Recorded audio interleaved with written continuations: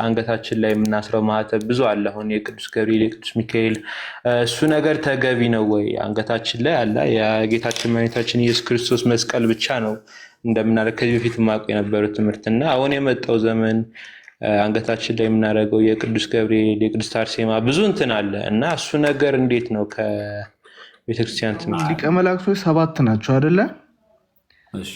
እና ብዙ ጊዜ ግን ስማቸው ከዛ በላይ ይበዛብኛል እና አንድ ጊዜ ቤተክርስቲያን ጠይቄ ነበርና ለምሳሌ በቅዱስ ዑራኤል አለ እና ቅዱስ ሱሪያል አለ እና ቅዱስ ሱሪያል እና ቅዱስ ዑራኤል አንድ ናቸው እና እንደየሀገሩ ይለያያል እንጂ 7 ናቸው። አንዳንድ ጊዜ ስቆጥሮ 9 ይሆናል፣ ከዛም ይበዛብኛል እና እንዴት ነው አቆጣጠሩ? እና ትክክለኛው 7ቱ እነማን ናቸው?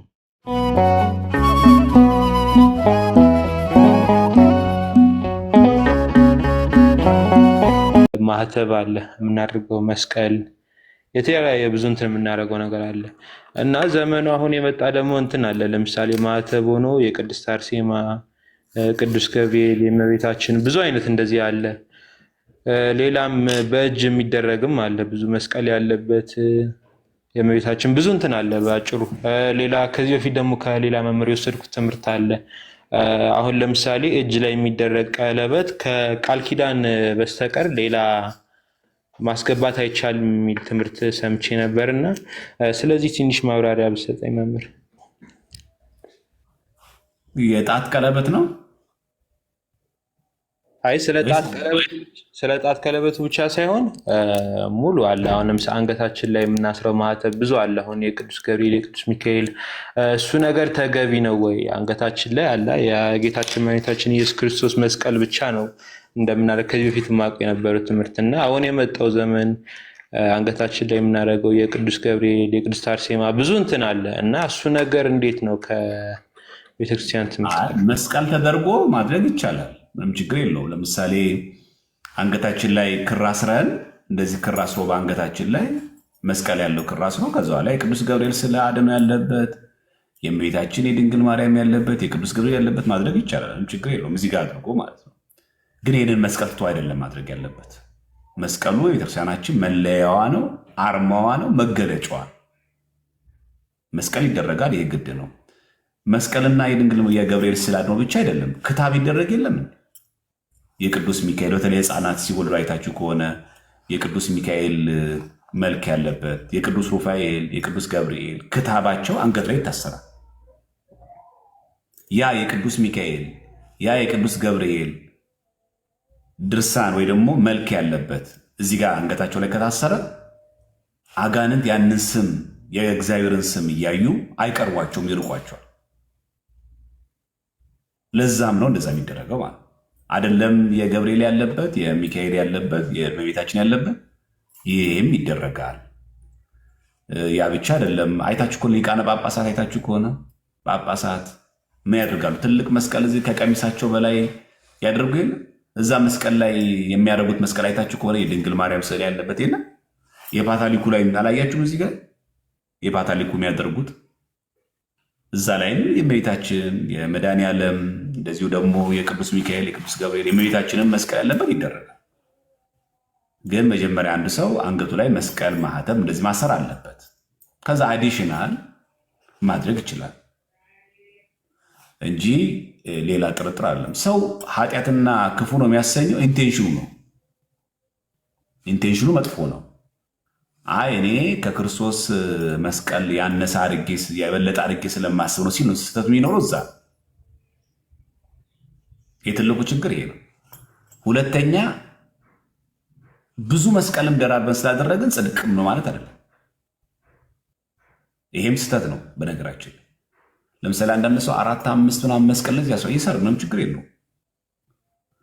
ግን እንደዚህ አድርጎ ስላሰረ ግን ራሱን እንደ መጨረሻ የቤተክርስቲያን ተቆርቋሪ እና ለጣ ለምን ተከላካይ አድርጎ ማሰቡ የለበት። 3 እና 4፣ 5 ማህተብ እዚህ አንገቱ ላይ አስሮ ውዳሴ ማርያም የማይደግም ከሆነ ምን ይጠቅመዋል? ይሄ ማለት ነው። እና ጸሎት የማይጸልይ ውዳሴ ማርያም የማይደግም ሄዶ ማያስቀድስ ግን የመስቀል ምልክት እዚህ ጋር ንቅሳት አለው ማህተቡ 3 4 5 ደራርቦ ነው በወፍራም ክር ያሰረው። አያስቀድስም፣ ስጋው ደሙን አይቀበልም፣ ቤተክርስቲያን አይሄድም።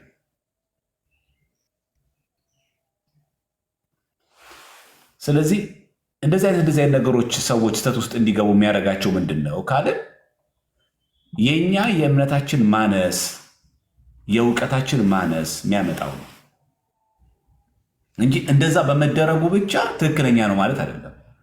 ኧረ ቃል የምትባለው ልጅ ግን እየሰማ ነው ያለው። ፍትሐ ነገሥት የጻፈው ጴጥሮስ የሚባል አባት ነው አላልኩም? አሁን እንደው አንዳንዶቻችሁ ልብ ውልቅ እኮ ናችሁ። ግን በእውነት ስማ አትሰሙ፣ አታዳምጡ፣ ምን አትሉ ወይ? በገባችሁ ቁጥር እንደ አዲስ እንናገር። እሺ ወደ ዋናው ሀሳብ እንመለስና ባጭሩ ሰዎች አንድም ማህተብ ያለውን ክርም ቢያስር እምነቱ ታላቅ ሆኖ ብርቱ ሰው ሆኖ እየጸለየ እየጾመ እየሰገደ ክርስትናውን በተግባር ላይ እያዋለ በተጋሉ መኖር ይችላል። ነገር ግን አይ አንገቴ ላይ መስቀል ምልክት አላስረው፣ መስቀል አላስረው፣ በቃ የቅዱሳን መላእክትን ብቻ ማሰው ካለ ይህ ስህተት ነው። መስቀል ማሰር አለበት፣ ክር ማሰር አለበት፣ ግድ ነው በቃ። አይ እኔ ደግሞ እዚህ ክታብ እጨምራለሁ ልጆቼ ከክፉ አጋንንት የሚጠብቀኝ ይችላል፣ መስቀሉም ይጠብቃል። አዎ እና አይታችሁ ከሆነ የልጆቻችን ህፃናት ላይ የቅዱስ ሚካኤል መልክ ያለበት፣ የቅዱስ ገብርኤል መልክ ያለበት፣ የቅዱሳን መልክ ያለበት ሁሉ አንገታቸው ላይ የሚታሰረው ሰይጣን አጋንንት እንዳይፈታተናቸው ለመጠበቅ ነው እንጂ መስቀል ስለማይጠብቅ ስለማያድን አይደለም። ለምሳሌ እኛ ቅዱሳን መላእክት ይጠብቁናል ብለን ስንናገር እግዚአብሔር ይጠብቀን ብለን አይደለም አይደል? እግዚአብሔር አይረዳንም ብለን አይደለም። እግዚአብሔር ይረሳናል ብለን አይደለም። ጠባቆችን እግዚአብሔር አምላክ ለኛ የሚመድብልን መላእክትን የሚያዝልን እኛ ስለማናስብ አይደለም። በቃ ስለዚህ ሁሉ ጊዜም ስንናገር ሰዎች እምነታችን በተለያየ መንገድ ስንፍና ሲገጥመው ድነት አናገኝም ባጭሩ ማለት።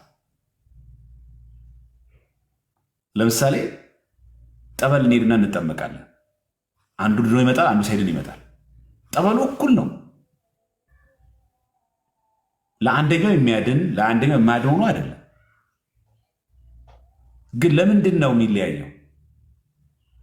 እኔ ልሞክር ብዬ ስመጣ አንዱ ግን ልድን ብሎ ይመጣል። እሺ አይ ብሎ ካታረገው ምን ችግር አለው? ከሉላዊት በሰላም ድን አሁን እግዚአብሔር ካንተ ጋር ይሁን ብሎ ካርገውና በቃ ከሚሰነካከል በሰላም ወደ ቤቱ ይግባ። ሞዴሬተር ብሎ ካድርጉት። እንደዚህ አይነት ሰው የማያስፈልገንም እና ሰው በተቻለ መጠን እምነት ከሌለው ኦርቶዶክስም ሆኖ አንገቱ ላይ ክርም አስሮ በጠበሉ ሳይድን ይመጣል፣ ሳይፈወስ ይመጣል። ይሄ የዛ ሰው የእምነት ማነስ ነው፣ የጠበሉ አቅም ማነስ አይደለም። ሉክ ሙስሊሞችን ደግሞ ተመልከት ደግሞ ፕሮቴስታንቶቹ አምነው በጠበሉ እንደሚድኑ አውቀው ያሉበት ስህተት እንደሆኑ አውቀው አንገታቸው ላይ ክር እኮ አላሰሩ። ጥምቀትም አልተጠመቁም፣ ስጋው ደግሞ አልተቀበሉም። የልጅነት ስልጣን የምታሰጠውን ጥምቀትም አላገኟትም። እኚህ ሰዎች ግን ይጠመቃሉ። ጻድቃኔ ማርያም መጥተው ሸንኮራ ዮሐንስ መጥተው ይጠመቃሉ፣ ድነው ይሄዳሉ። ይህም ምንድን ያሳየን ነው? አንደኛ እግዚአብሔር አምላክ ለእነዚያ ሰዎች በጥቅስ ስለማያምኑ፣ በንግግር ስለማያምኑ፣ በሰባኪ ስለማያምኑ ልዩ ገቢረ ተአምራት ያደረግላቸውና ወደ እምነት እንዲመጡ ያደርጋቸዋል። አንደኛው መንገድ ይሄ ነው። ሁለተኛ የልባቸው ደግሞ እምነት በጸበሉ እንደሚፈወሱ አምኖ ይመጣሉ፣ ይደረግላቸዋል።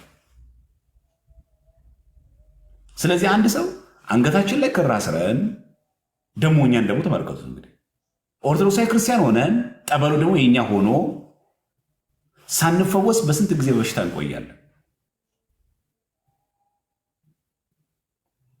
እንደዚህ አይነት ችግሮች እንዲመጡ የሚያደርገው ምንድን ነው? የሰዎች የኛ በእምነት ማነስ እንጂ የጠበሉ አለመፈወስ አለመዳን አይደለም። ልክ እንደዚህ ሁሉ ደግሞ አንገታችን ላይ ክር ማስረን ቢሆን እግዚአብሔር ከአጋንንት ፈተና ይጠብቀናል፣ ከሰይጣን ፈተና ይጠብቀናል። ግን መስቀሉን ደራርበና ይዘንም የድንግል ማርያምንም ስዕል ያለበት የገብርኤልም ያለበት እዚህ ጋር ብናስርም መናፍቃን አዳራሽ እየሄደና አጉል ቦታ ላይ እየዋለ የእኛ ነው ዋሻው መስቀሉ ቢዘምር አይድንም።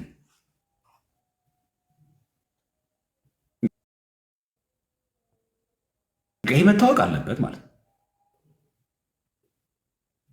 እና ራስን ደግሞ እንደምትሻለ የቤተክርስቲያን አገልጋይ አድርጎ በጣም ብቁ አድርጎ ደግሞ ራስ መቁጠር ይሄም አይቻልም። ማን ብቁ እንደሆነ ማን የተቀደሰ እንደሆነ የሚያውቀው ማን ነው? እግዚአብሔር ብቻ ነው። እኛ ወንጀለኛ እኛ ኃጢአተኛ የምንለው ያ ሰው በእግዚአብሔር ዘንድ ቅዱስ ሊሆን ይችላል። እኛ ስለማንመረምር እኛ ስለማንመዝን ማለት እግዚአብሔር ግን መዝኖ ለይቶ ወስኖ አውቆ ይሄ ቅዱስ ነው፣ የዚህ ሰው ጸሎት ተቀብዬዋለሁ፣ የዚህ ሰው ልመናውን ተቀብዬዋለሁ ይላል። እግዚአብሔር እንደዚህ ማድረግ የሚችለው ማንም ፍጡር ማድረግ አይችልም።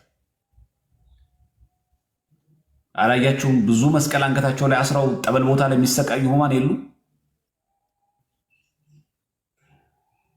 ስንት ገዳምና ስንት መንፈሳዊ ቦታ ላይ ጉዞ ተጉዞ እንኩ የማርያም ጸበል፣ እንኩ የሽንቁር ሚካኤል ጸበል፣ እንኩ የጻድቃኔ ማርያም እምነት እያለ ሲሰጥ የነበረ ሰው ክር ቤት ተሰሶ የለም?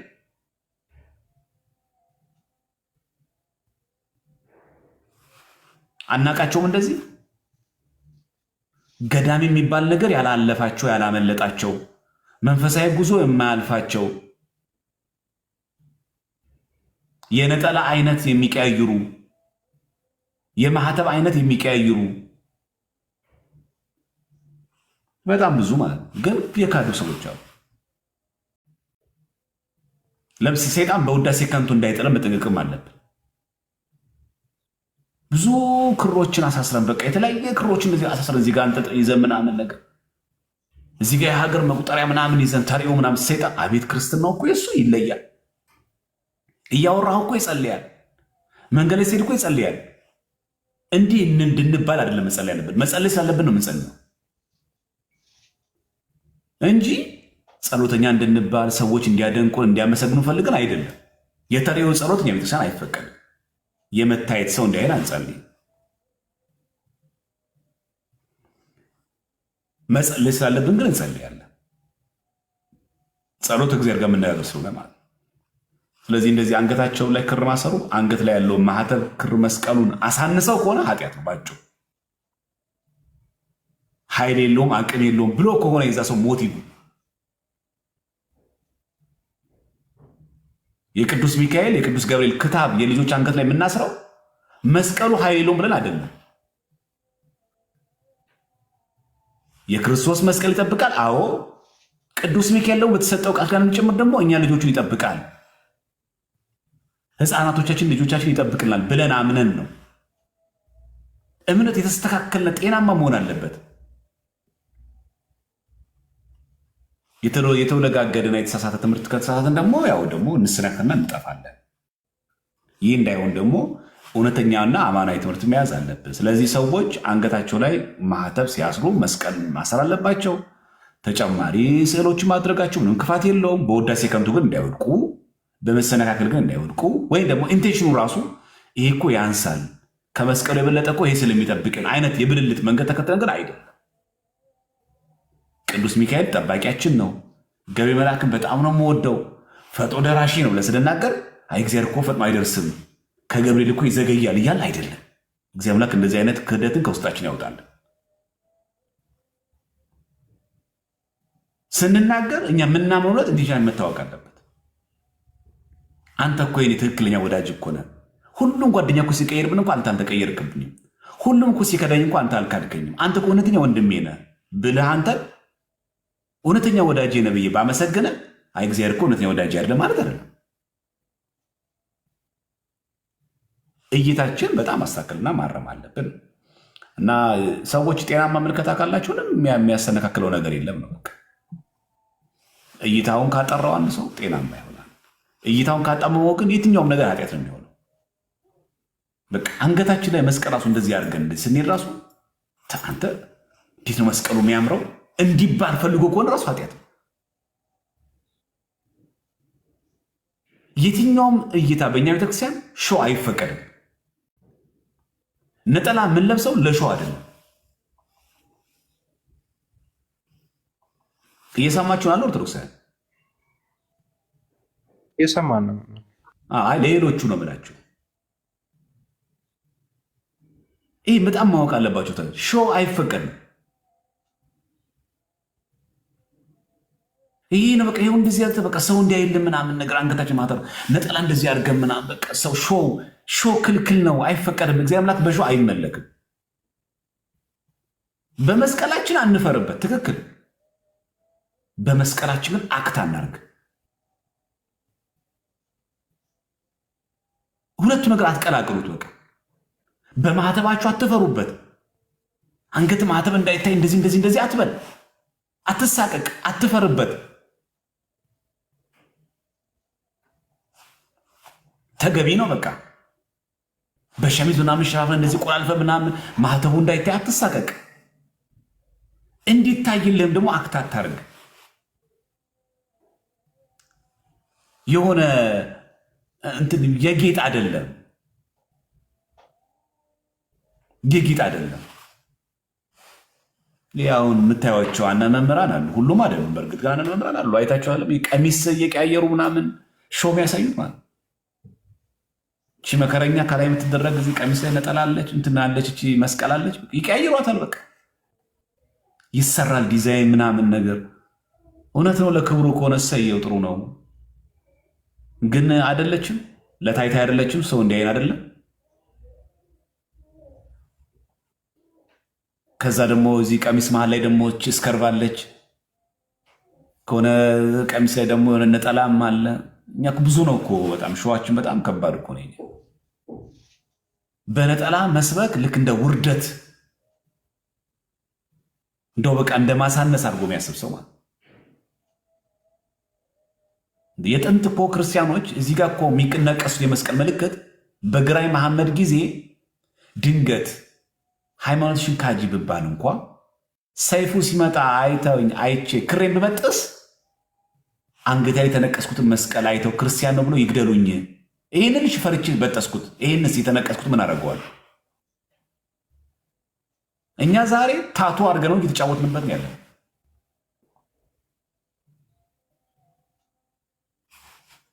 ደግሞ እኮ እንደው ለፎቶ የማይሆን እኮ ደረት ይዞ ነው ደግሞ ፎቶ ተነስቶ ምናምን ነገር። ያሁን ደግሞ የቤተ ክህነት ሰው ነው ወይ ዲያቆን ነው ምናምን መከረኛ ወይ ሶደሬ ወይ ደግሞ ላንጋን ነው ወይ ደግሞ ወንደ ወገነት ይሄዳል፣ ይታጠባል። በቃ ቸስቱ እንደዚህ እያሳየ ምናምን ነገር ይለቃል። በቃ ተዘዋል።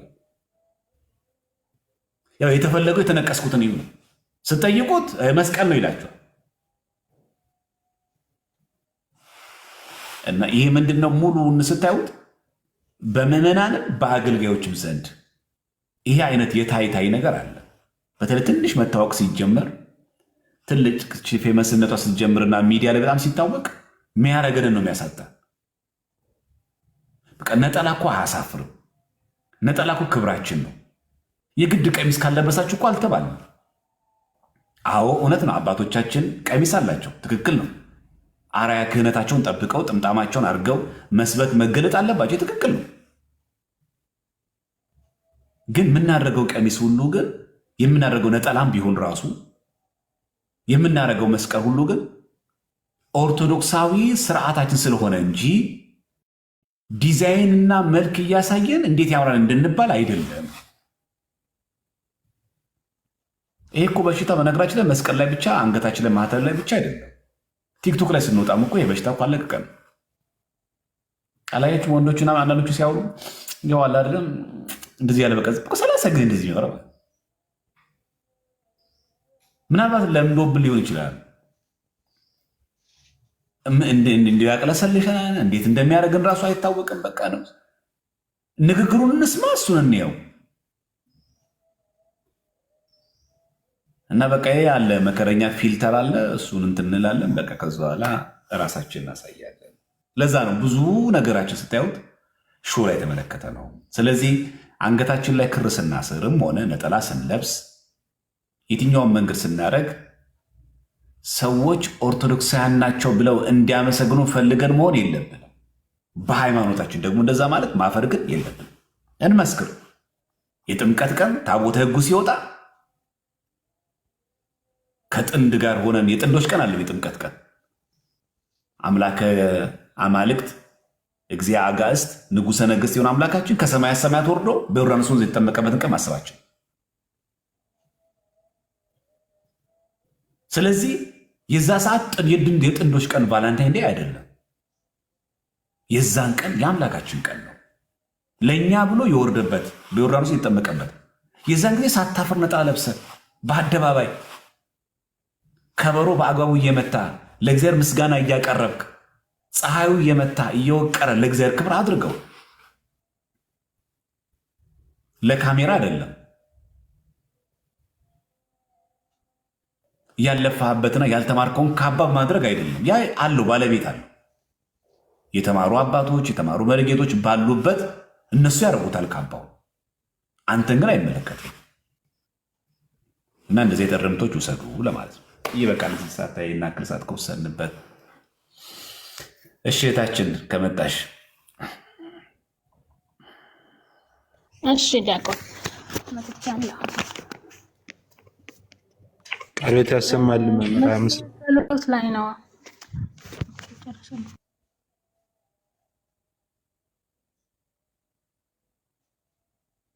ኦኬ ልቀጥል። መዝገበ ጸሎት ላይ ነው። ገጽ 377 የሚካኤል ድርሳን ላይ ነው ያለው። ጥያቄ የነበረው ቅድም ያልኩህ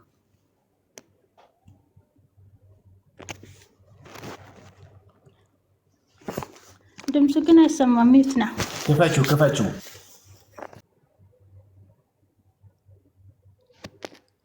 አረ ዲያቆን ሚዩት ነው። ምንድን ነው የሚለኝ? እጸልያለሁ ከሚለው ጀምረሽ። ኦኬ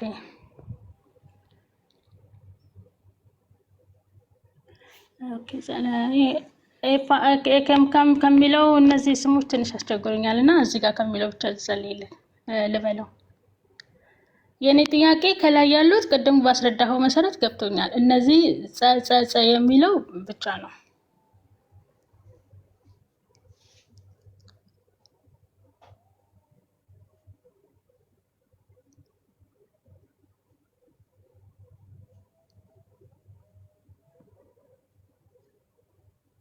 የአምላክ ስሞች እኮ ናቸው እህታችን። ጸጸ የሚለው ፊደሎቹ የአምላክ ስሞች ናቸው። በነገራችን ላይ ፊደላት መምህር ሄኖክን ታውቋቸዋላችሁ? መምህር ሄኖክ ፋንታይ ምናምን አይ ቲንክ የምታውቋቸዋላችሁ?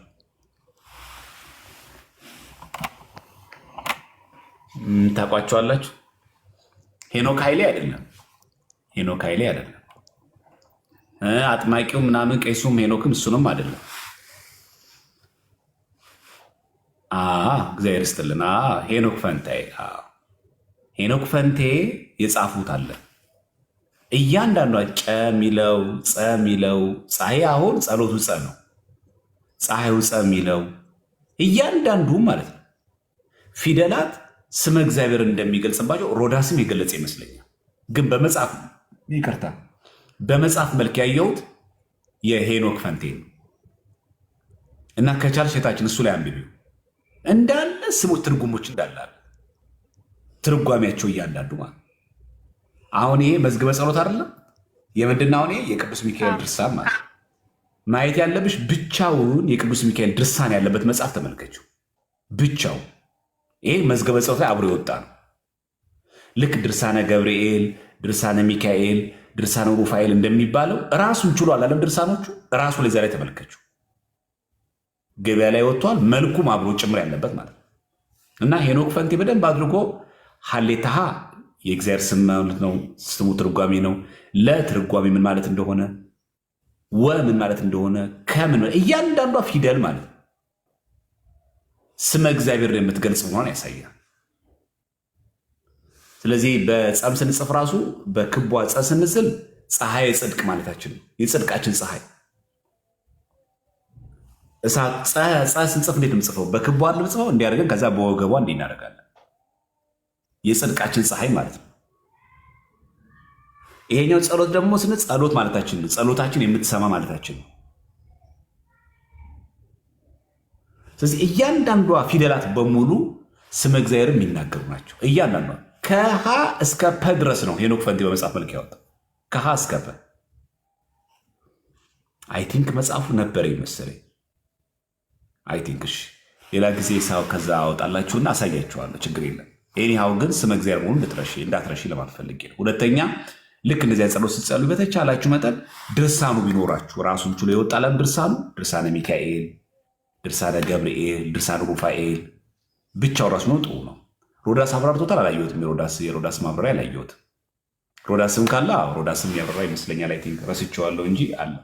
ኤኒሃው ግን ባጭሩ እነዚህ ፊደላት ስመ እግዚአብሔር የሚገልጹ መሆናቸው ለማሳየት ነው። ባጭሩ ከሀ ጀምሮ እስከ ፐ እንዳለ እሺ ዲያቆን ቀጥሎ ይበቃኛል። ሌላው ደግሞ እዚሁ መጽሐፍ ላይ ሰይፈ ስላሴ ዘውትር ጸሎት አለ።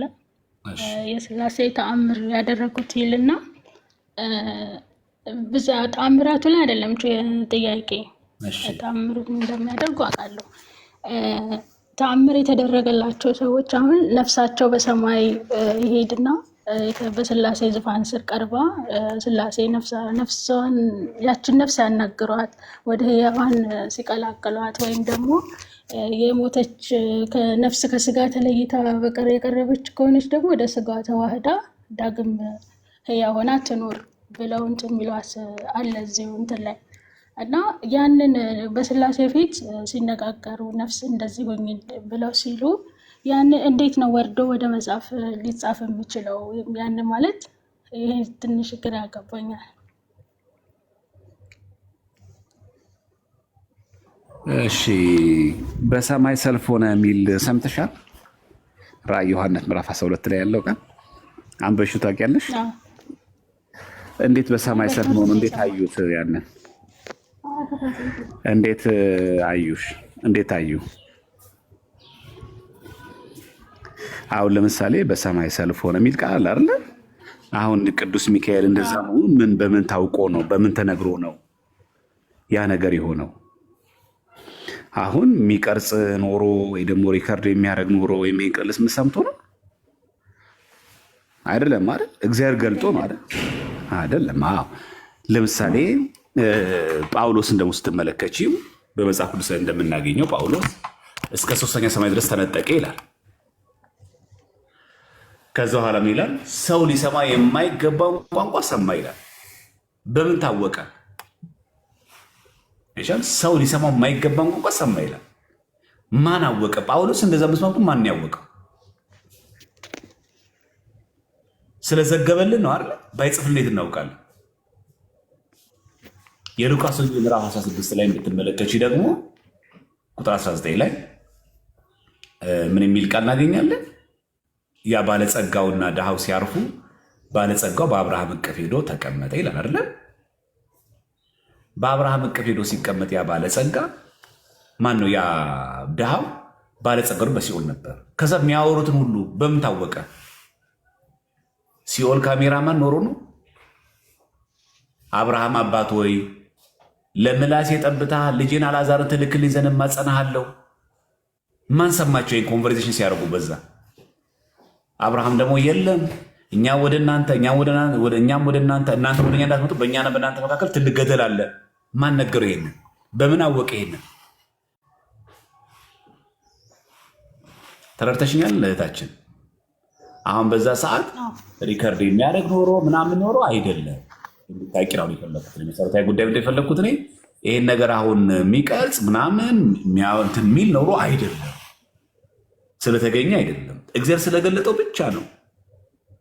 እግዚአብሔር ይገልጥና ሲገልጥልን ይሄ እንደዚህ ሆነ፣ ይሄ እንደዚህ ሆነ፣ ይሄ እንደዚህ ሆነ ይባላል። 24ቱ ካህናተ ሰማይ ሲያጠናየ በዙፋኑ ፊት ማን ራእይ ማን የገለጠለት? እግዚአብሔር ስለገለጠለት። ስለዚህ በሰማይ ሰልፍ ሆነ ብለን ስንናገር በሰማይ ያ ሁሉ ሰልፍ ሲሆን በሳተላይት ፎቶ አንስተን ካሜራማን ኖሮ ምናምን አይደለም፣ እግዚአብሔር ገልጦ ነው። ስለዚህ በሰይፈ ስላሴ ላይም ሆነ በዜና ስላሴ መጽሐፋችን ላይ ስላሴ እንደዚህ ያደረጉ ተብሎ በሚነገርበት ጊዜ ይሄ ሁሉ ሲነገር እግዚአብሔር አምላክ ገልጦላቸው እንደዚህ ማድረጉና እንደዚህ መስራቱን ገልጦላቸው ነው እንጂ በዛ ቦታ ላይ የነበረ ሰው ብቻ ስለተናገረው አይደለም። ይገልጣል፣ እግዚአብሔር አምላክ ለወዳጆቹ ይገልጣል። ሲገልጥላቸው ደግሞ ይታያል ማለት ሰው ቅዱስ ሲሆን ይገለጥለት የለ። ለምሳሌ እስጢፋኖስ ሰማይ ተከፍቶ ምን አየ? የእግዚአብሔር ልጅ በእግዚአብሔር ቀኝ ቆሞ አየ። ማን ስለገለጠለት ነው? እግዚአብሔር ስለገለጠለት ነው። እስጢፋኖስ ያ ባይገለጥለት ማን ይነግረዋል? እግዚአብሔር ካልገለጠ በስተቀር። በዛ ላይ ደግሞ ትንቢተ ዳንኤል ስትመለከቺ፣ ትንቢተ ሕዝቅኤል ስትመለከቺ በመንኮራኩር የተመሰለ በታላቅ ተራራ እየተመሰለ አየሁት ብሎም ሲናገሩ ምን እያዩ ነው ያሉት? በብሉይ ኪዳን ዘመን እኮ ነው። እነ ሕዝቅኤል እኮ አይተዋል፣ እነ ኤርሚያስ አይተዋል፣ እነ ዳንኤል አይተዋል። ይህም ነው ራእይ ሲሆንላቸው እግዚአብሔር ተገልጦላቸው ሲገለጥላቸው እንዲህ አየሁ እንዲህ ሰማሁ ብሎ ይናገራሉ። ይሄ ደግሞ እግዚአብሔር እንዴ የልብሱም ዘርፍ መቅደሱም ሞልቶት ነበር ይሌለ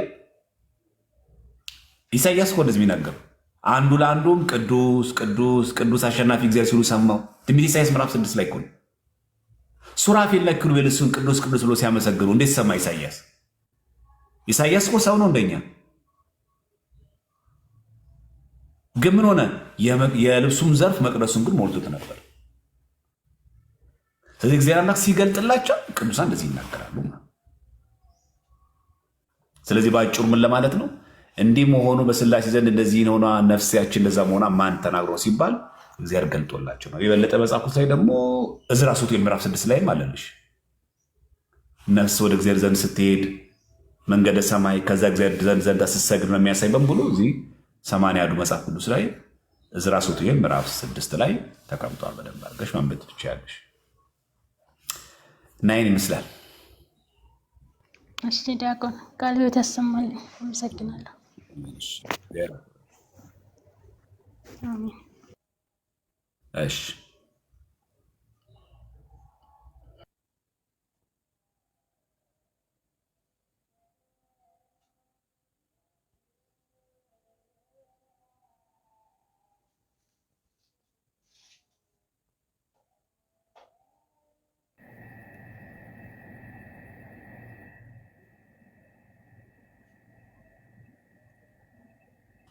እሺ ፍሬህይወት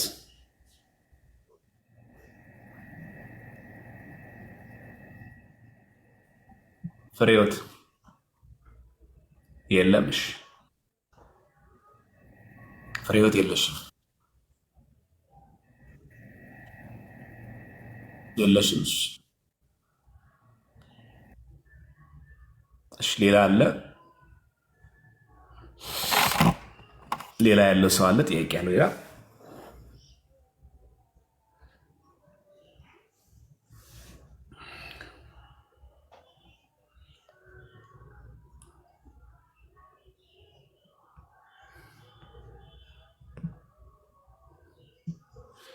በቃ በውስጥ ጥያቄ ጠየቃችሁ ሰዎች እድል ሰጥቻችኋለሁ። የጠየቃችሁ ሰዎችን እግዚአብሔር ያክብርልን። ተቀብያችኋለሁ። እግዚአብሔር እንደፈቀደ የምናውቀውን መልሰናል፣ የማናውቀውን ደግሞ አናውቅም። ስለዚህ እግዚአብሔር የገለጠልን ያክል ነው የተማማርነው እና ቀሪው ጊዜ ደግሞ እሱ ባርኮ ቀድሶ በሰላም እንዲያውለን እንዲያቆየን የሱ መልካም ፈቃድ ይሁንልን። ጥያቄ ከሌለ እዚህ ጋር በቃ ነው። እኔ ጨርሻለሁ። ጥያቄ ያለው ሰው ብቻ ነበረ የምቀበል። ትምህርቱን ተምረናል ዛሬ። ገድለ ተክለ ሃይማኖት በተመለከተ አንስተናል። በቅዱሳን መላእክት ምልጃን በተመለከተ አንስተናል። ሰፋ ያለ ትምህርት ላይ የተማማርነው ማለት ነው። ስለዚህ ምናልባት ሪከርድ መልአኩ የምትለቀው ይመስለኛል። ስትለቀው አንተ እንትን ካልካቸው እዛ ለማየት ይችላሉ። ስርጉት ሰላም ለእናንተ ይሁን። እንዴት ዋላችሁ? እግዚአብሔር ይመስገን። እንደምን አለሽ? ለሆኝ ይመስገን። እኔ እንኳን ጥያቄ ኖሮኝ ሳይሆን ምናልባት መልእክት ምስራተ ቤተክርስቲያን አስመልክቶ ያው አሁን ሶሻል ሚዲያ ላይ ጥሩ ትምህርት እየተሰጠ ስለሆነ ሰዎችም የሚያቀርቡትን ጥያቄዎች በጥሩ ሁኔታ እየተመለሰ ስለሆነ ብዙ ሰዎች ወደ ቤተክርስቲያን እየመጡ ነው እና ሲመጡ ግን ቤተክርስቲያን ያው የሰማይ ደጅ አይደለች። እንደ ማንኛውም አዳራሽ ዘቡ ተብሎ የሚገባባት አይደለችም እና ሴቶችም ከመግባት ከበሯ ጀምረን ስንገባ እንዴት ነው መግባት ያለብን፣ ውስጥ ቤተ መቅደስ ውስጥ ይዘናቸው ልንገባ ስለሚገባቸው እና ስለማይገባቸው ነገሮች እንደው አንዳንድ ጊዜ መልእክት የሚተላለፍበት መንገድ ቢኖር። እንደምታውቀው መምህር ያው እኛ ጋር እናቶች ይቆጣሉ። ያ ደግሞ ፍቅር መከልከል ተደርጎ ይወሰድና ከመስማት ይልቅ ወደ መበሳጨት ይዞራል ብዙ ሰውና አሁን ምግብ ይዘው የሚገቡ እህቶች አሉ፣ ወጣት ልጆች ከፕሮቴስታንትም የሚመለሱ ይሆኑ ወሯቴ ባር እንግዲህ አመጣጣቸውን እነሱ ስለሆነ የሚያውቁትና እንደው የሆነ ፕሮግራም ተይዞ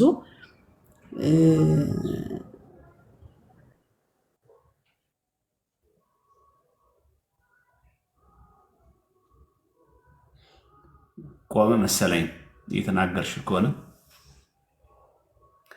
ያው ባጭሩ ቤተክርስቲያን ስርዓትን በተመለከተ ባለፈው በጣም ሰፋ ያለ ትምህርት የተማርን ይመስለኛል። ለነበራችሁ ሰዎች ሰፋ ያለ ትምህርት ተምረን ነበር። ቤተ መቅደስ ውስጥ ምግብ ተይዞ አይገባም። ቤተክርስቲያን ውስጥ ንግድ አይፈቀድም፣ ሽያጭ አይፈቀድም። መብል፣ መጠጥ፣ የተስካር ፍትሃት ለክርስትና ከሚገባው ውጭ ማለት በቃ እንደዚህ ፏፈሽ እያሉ እየበሉ እየጠጡ የተሰከረ አይደረግም። ምንም ጥያቄ የለውም።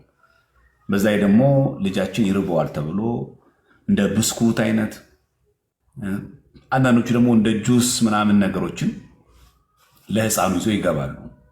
ያው ኢንቴንሽናቸው ምንድን ነው? ህፃኑ ይርበዋል ብለው ስለሚያስቡ። ያው ይህ ግን ስህተት ነው። መቅደስ ውስጥ ምንም አይነት ስጋ መብል ኢቨን የዝክር እንኳ ቢሆን ንፍሮ ዳቦ ተይዞ መቅደስ ውስጥ አይገባም። ይህ መቼስ የሚያውቅ የለም ብዬ አላስብም፣ ኦርቶዶክሳዊ እስከሆነ ድረስ። ምናልባት ሌሎች ከሌላ ቤተ እምነት በመጡ ሰዎች ካላችሁ የክርስቶስ ስጋው ደግሞ የሚፈተትባት ቤተ መቅደስ የሚበላባት ስጋው ነው፣ የሚጠጣባት ደሙ ነው። ከዛ ውጭ ስጋዬ መብል፣ መጠጥ፣ ዝክርም እንኳ ጭምር ከቤተ ክርስቲያን 20 ሜትር ርቀን ነው የምንቀምሰው። ዝክር ጽዋ እንኳን ደጀ ሰላም እንኳን መቅደሱ አጠገብ እንኳን አይሆንም። ስለዚህ ይሄ ለሁላችንም ነው። ስለዚህ ትምህርቱን መማርና በጊዜ ማወቅ ለምንድን ነው የሆነችው? እቺ ቤተ ክርስቲያን ሌላ ነገር እንዲነጥበት አይፈቀድም።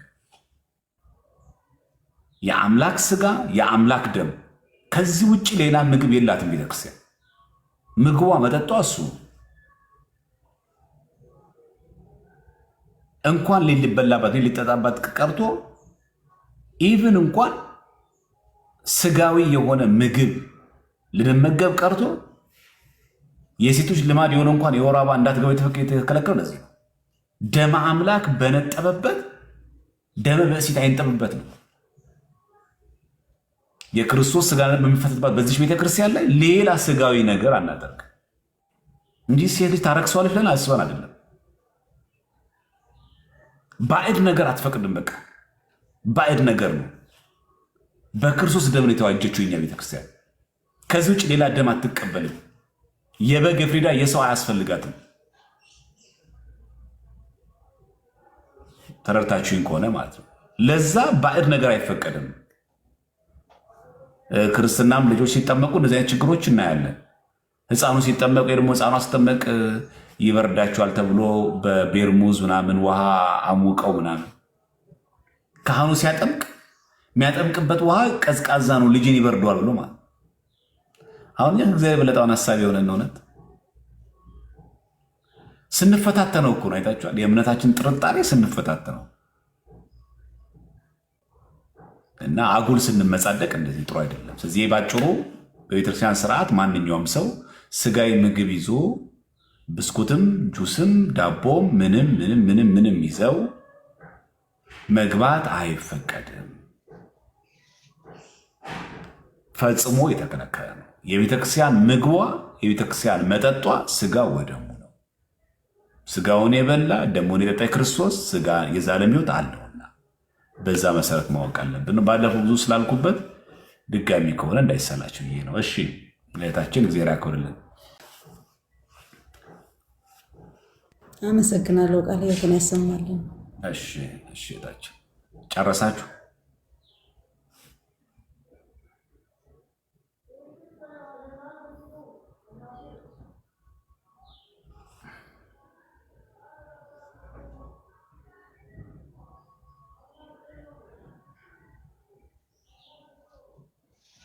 አንድ ሰው ምንድነው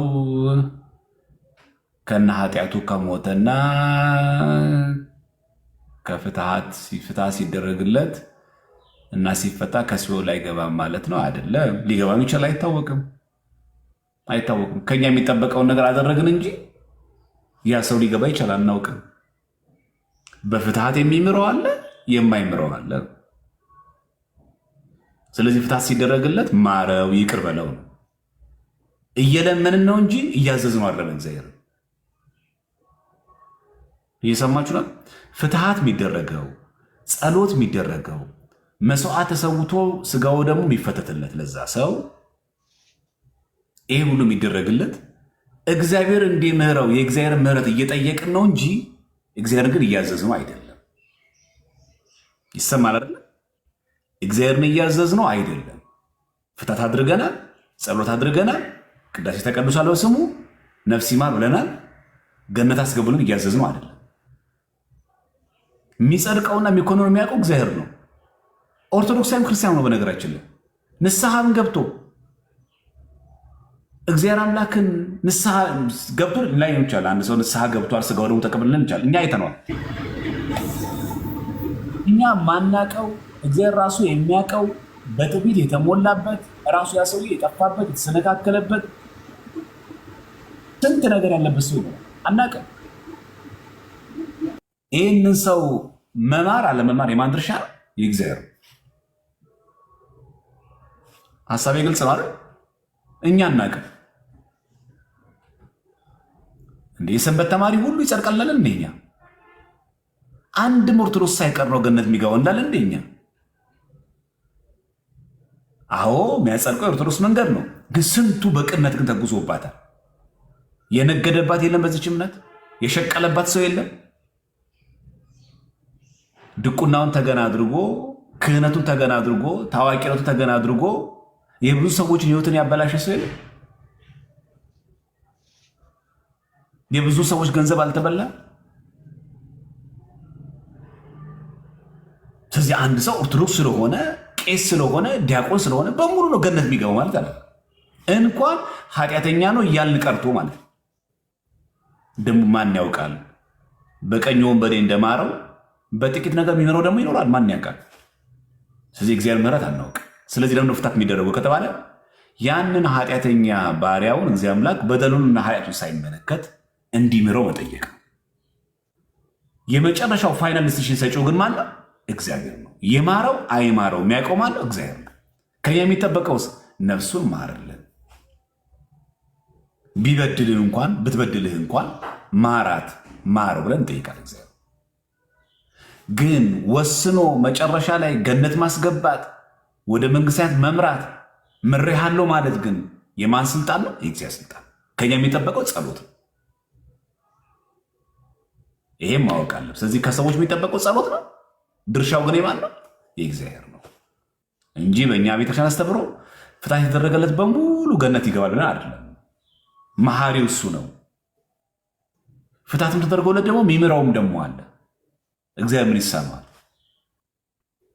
ከኛ የሚጠበቀው መጸለይ ነው። እግዚአብሔር የምንጠይቅበት እንጂ እግዚአብሔር የምናዝበት አይደለም።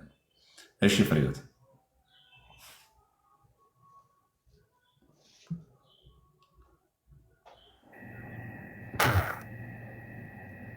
ሰላም ጤና ይስጥልኝ መምህር፣ ደህና ዋላችሁ? እንኳን ለቅዱስ ገብርኤል ወርሃዊ ክብረ በዓል በሰላም አደረሳችሁ። ከላይም ከታችም ያላችሁ። እኔ መዝሙረ ዳዊት መዝሙር 118 ላይ ነው ጥያቄ። እሱም ስንጸልይ አሌፍ ቤል ጋሜል የሚሉ ስሞች እነዚህ ሁሉ ብዙ ናቸው። ዳሜት፣ ሄል፣ ዋው፣ ዛይ፣ ሄት፣ ጤት፣ ዮድ፣ እነዚህ ስሞች የእግዚአብሔር ህቡ ስሞች ናቸው ወይ ብዬ ለመጠየቅ ነበረ። መዝሙረ ዳዊት መዝሙር 118 እሺ ታችን ባለፈው ጊዜ ይህን ሳብራራ አልነበርሽም? አልነበርኩም እኮ ነው ችግሩ። እሺ ለማንኛውም ባጭሩ እነዚህ 22 ናቸው በዘመኑ 18 ላይ ያሉት 22ቱ አሌፋት ይባላሉ። 22ቱ አሌፋት ይባላሉ። እነዚህ 22ቱ አሌፋት ማለት አሌፋት ሚዩት አድርጊና በደንብ ስሚ ማስታወሻ ይያሽ። 22ቱ አሌፋት ይባላሉ። አሌፍ፣ ቤት፣ ጋሜል፣ ዴጥ የሚሉት ቃላቶች እነዚህ 22ቱ አሌፋት ይባላሉ። ሄኖክ አካሄዱን ከእግዚአብሔር ጋር ሲያደርግ በጸፍጸፈ ሰማይ ያ ማለት በሰማይ ሰሌዳ ላይ ተመልክቶ የእግዚአብሔር ስሞች ናቸው እሱን እየጠራ የጸለየበት ነው እና አሌፋት ይባላሉ። የእያንዳንዱ ስሙ ትርጓሜ የዳዊት መዝሙር የግዕዙ ላይ ትርጉሙ አለልሽ። ለምሳሌ ቤት ሲል መኖሪያ ቤት ማለት ሳይሆን ባዕል እግዚአብሔር ባለጸጋ እግዚአብሔር ማለት ነው። ዳሌት ሲል ደግሞ ድልው እግዚአብሔር ማለት ነው፣ ያለው እግዚአብሔር ማለት ነው። ጤት ሲል ደግሞ ጠቢብ እግዚአብሔር ማለት ነው። እንደዚህ እያለ ይመጣል ማለት ነው። እና እነዚህ ሁሉ ምንድናቸው? የእግዚአብሔር ስሞች ናቸው፣ የእግዚአብሔር መጠሪያዎች ናቸው። እግዚአብሔር የሚጠራበት የሚከብርበት ስሞች ናቸው እነዚህ ባቸው። ስለዚህ 22ቱ አሌፋት ናቸው። የዳዊት መዝሙር 18 የምናገኛቸው አንድምታ ላይም አለልሽ። የዳዊት መዝሙር አንድምታው ላይም አለ ትርጓሜው።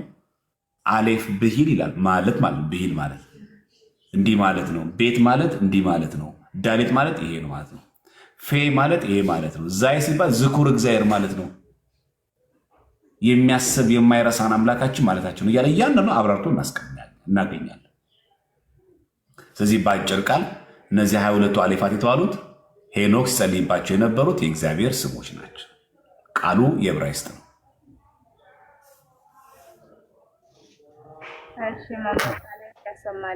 ይልመድባችሁ። እሺ እንደዚህ አሁን ደግሞ የሆነ ሰው ደግሞ ግቡና ደግሞ ከሆነ ወር በኋላ እነዚህ እንትኖች ውስጥ እነዚህ አሌፋቶች እንዴት ናችሁ ብላችሁ ጠይቁን። እሺ እንዳትረሱት። እንደዚህ እያደረጋችሁ እኛም እንደግማለን፣ እናንተም ጠይቁ። እኛም አይሰለቸንም፣ እናንተም አትስነፉ። እሺ እንደዚህ እየደጋገማችሁ ጠይቁ፣ በርቱ። እሺ ሌላ ካለ እቀበላለሁ። መጽሐፈ ኢሳያስ ላይ ልጠይቅ። ትንቢተ ኢሳያስ ምዕራፍ 20 የኢትዮጵያና የግብፅ እንትን ስለምንድን ነው አድምታው ካለ ድንገት ምዕራፍ 20 ምን ትንቢተ ኢሳያስ ላይ ምዕራፍ 20 ስለ ግብፅና ስለ ኢትዮጵያ የተነገረው ኢሳያስ ባዶ እግሩን እንዲሄድ ምናምን የተባለው አሁን መጽሐፉ ላይ ስላሌለው ነው። ስራ እየተጠራው ስለሆነ በቃ ሂጂና ከስራ ስትመለሽ ስትረጋጊ ጠይቂ።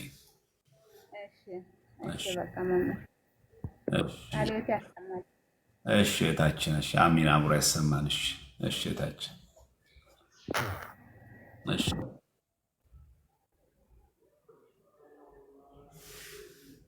እሺ ሌላ አለ?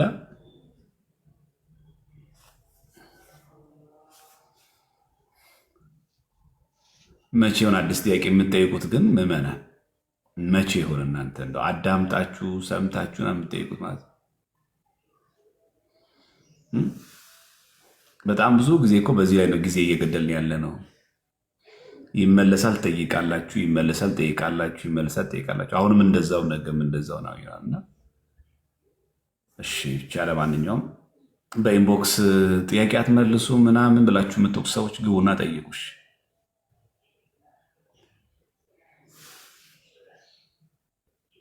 ወቀሳ ከምታበዙ ጠይቁ። ከአሁን በኋላ ለምትጠይቁ ሰዎች ደግሞ መጽሐፍ ጠቁማለሁ። እዚህ መጽሐፍ ላይ አንብበው፣ እዚህ መጽሐፍ ላይ አንብበው። እንደዚያ ይሻላችሁ። እዚህ ሳያችሁ ብዙዎቻችሁ አንባቢ ናችሁና ስለምታነቡ መጽሐፍ ጠቁማችኋለሁ። አይሻልም?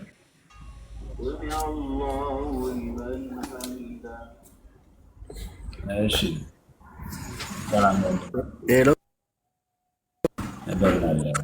መምህር ይሰማል?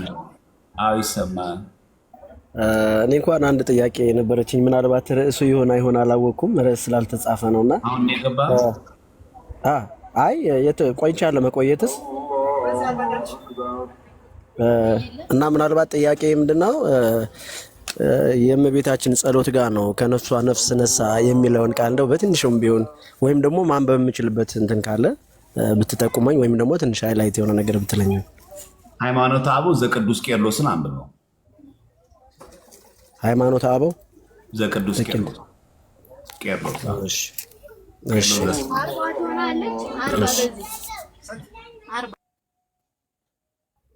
እሺ እግዚአብሔር ያክብርልን። ሌላ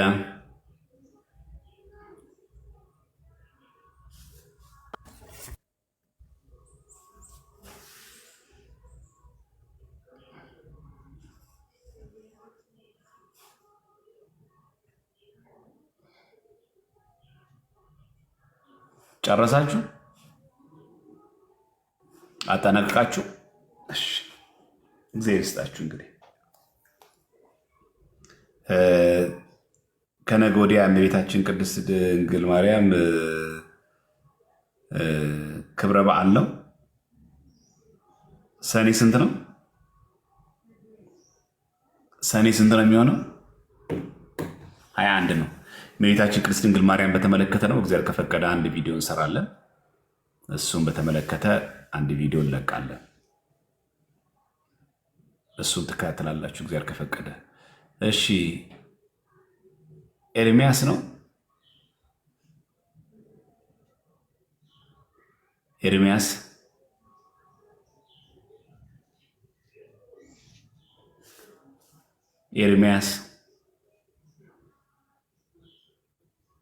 የለም። እሺ አዎ የዓመቱ ነው እንጂ ሰኔ 21 የማርያም የዓመት አይደል እንዴ? ረሳችሁት? ሰኔ 21 እኮ የዓመቱ ነው። ስለዚህ ቤተክርስቲያን አትቅሩ የዛን ቀን። እሺ ወንድማችን የቅዱስ ዮሐንስ አፈወርቅ ስዕል ያለበት። እሺ ሰላም ነው? እንዴት ነው? ያቆን እንዴት አሉ? እግዚአብሔር ይመስገን ሰላም ኖት? እግዚአብሔር ይመስገን ደህና ነኝ። አንድ ጥያቄ ነበረኝ እኔ በሊቀ መላእክቶች ላይ እና አሁን ሊቀ መላእክቶች 7 ናቸው አይደለ? እሺ። እና ብዙ ጊዜ ግን ስማቸው ከዛ በላይ ይበዛብኛል እና አንድ ጊዜ ቤተክርስቲያን ጠይቄ ነበርና ለምሳሌ በቅዱስ ዑራኤል አለ እና ቅዱስ ሱሪያል አለ እና ቅዱስ ሱሪያል እና ቅዱስ ዑራኤል አንድ ናቸው እና እንደየሀገሩ ይለያያል እንጂ 7 ናቸው። አንዳንድ ጊዜ ስቆጥሮ 9 ይሆናል፣ ከዛም ይበዛብኛል እና እንዴት ነው አቆጣጠሩ? እና ትክክለኛው 7ቱ እነማን ናቸው? መጽሐፈ ስነ ፍጥረት አክሲማሮስ የሚል መጽሐፍ አለ። የእሁድን አንብበው፣ እዛ ላይ አለ። የእሁድን ስነ ፍጥረት አክሲማሮስ የሚለው ዘእሁድ አለ፣ እሱ ላይ አንብበው። እሺ ዲያቆን። እሺ እግዚአብሔር ያክብርልህ።